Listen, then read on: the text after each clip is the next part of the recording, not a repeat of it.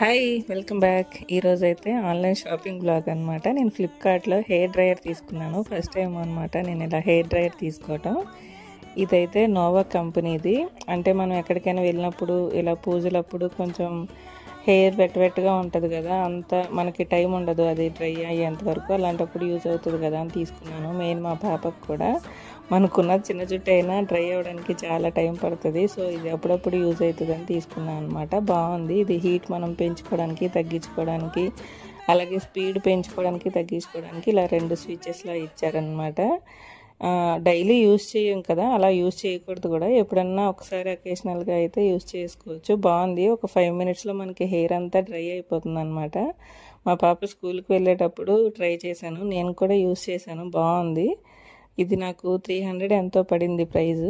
మీకు ఎవరికైనా నచ్చితే ఒకసారి ట్రై చేసేయండి. వీడియో నచ్చితే ఒక లైక్ ఇచ్చి సబ్స్క్రైబ్ చేసుకోండి.